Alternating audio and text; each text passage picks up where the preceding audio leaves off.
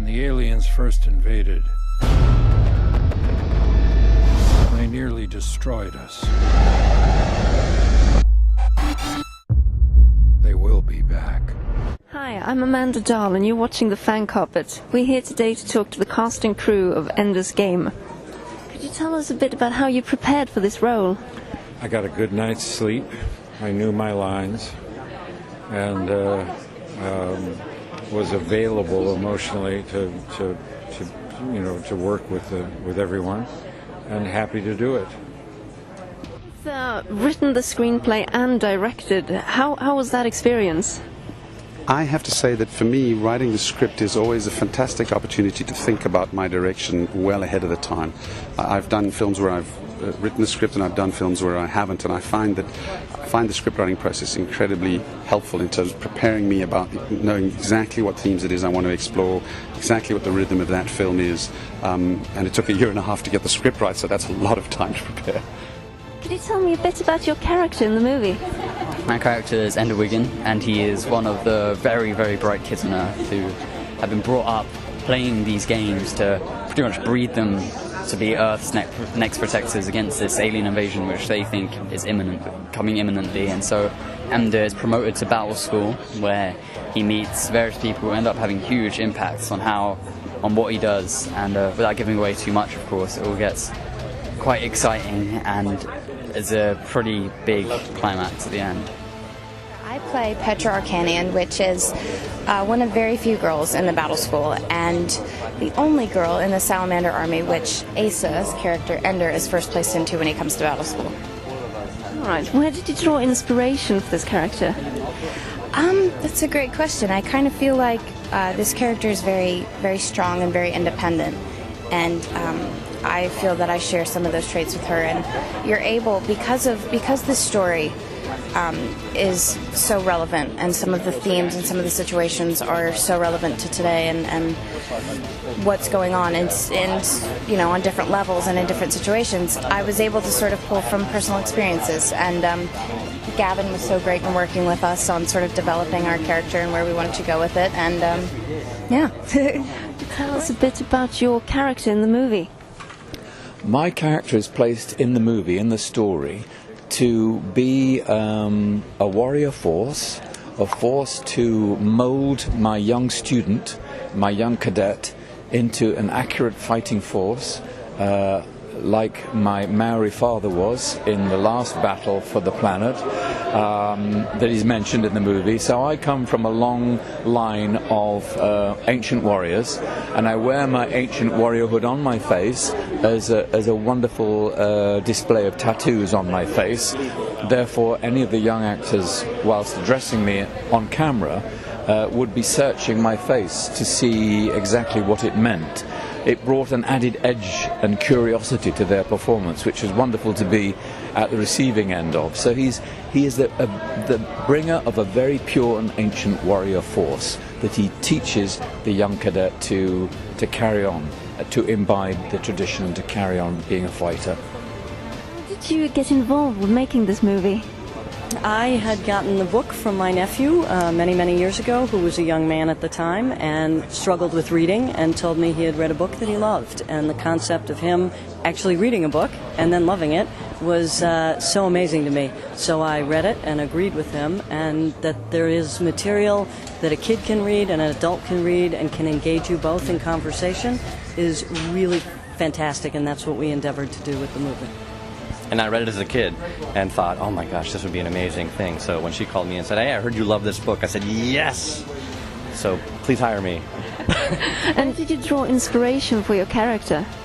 I don't think there are many characters like Ender. I think it's hard to bring inspiration. A lot of it was from the book, and getting all of that information is so helpful. And there are certain parts of my own life which I think can be related to Ender. And yeah, I think the main reason that very few heroes are like Ender is how Ender, he isn't this silver-covered hero. He has his dark side. He isn't perfect, and it's very real and it's very dark, and that's what really interested me about the role as well. So how did did you get involved with the film? What made you interested in joining this project?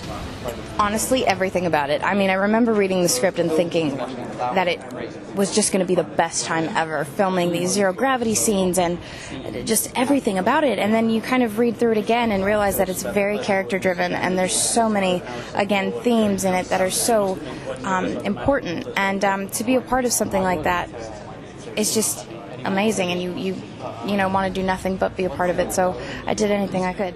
How did you find the experience of working with the director and the cast and everything?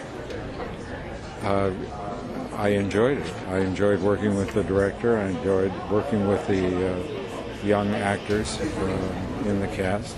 I enjoyed working with the old actors in the cast, Sir Ben and Viola Davis. I had a good time. I always have a good time. You've worked with Sir Ben Kingsley before. How was it to be reunited with him on the screen? I had so much fun. I mean, what was really interesting for me is seeing him play two completely different roles. You couldn't get more different than George and Mesa, and the little things he does to slightly change things up was really interesting. Yeah.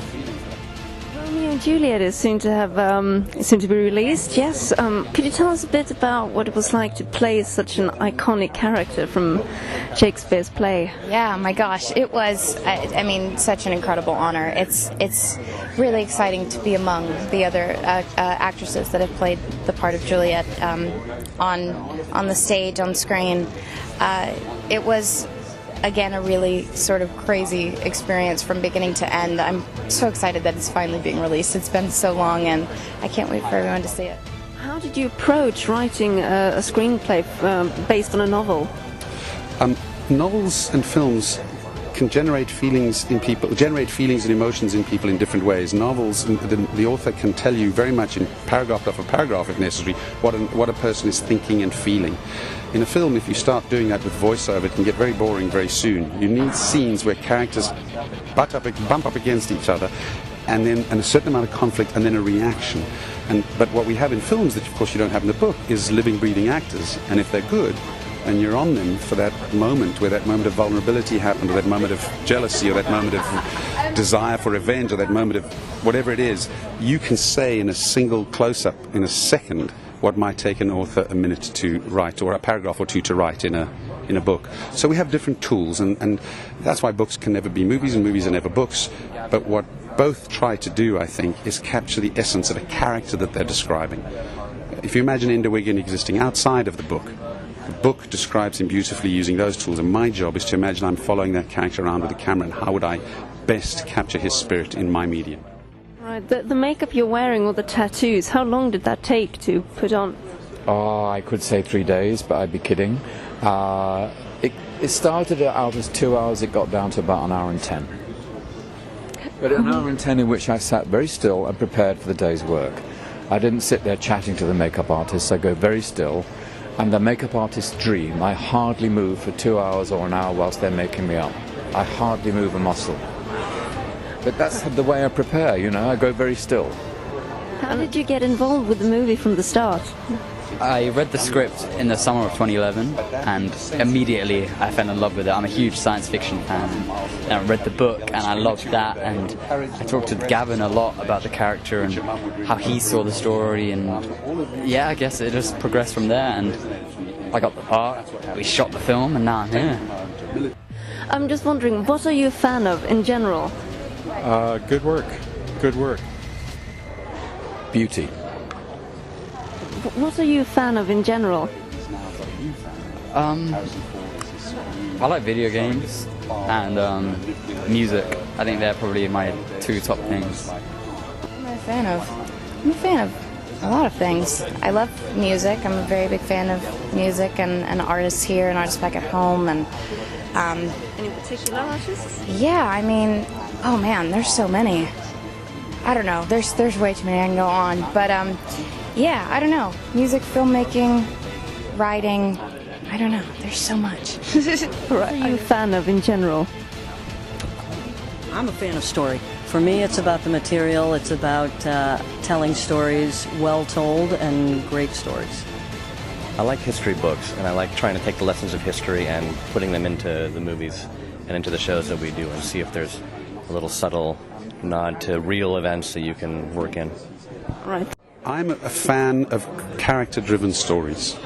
And I don't mind whether they're set in space or ancient Greece or a shanty town in Johannesburg or in, opulent Beverly Hills.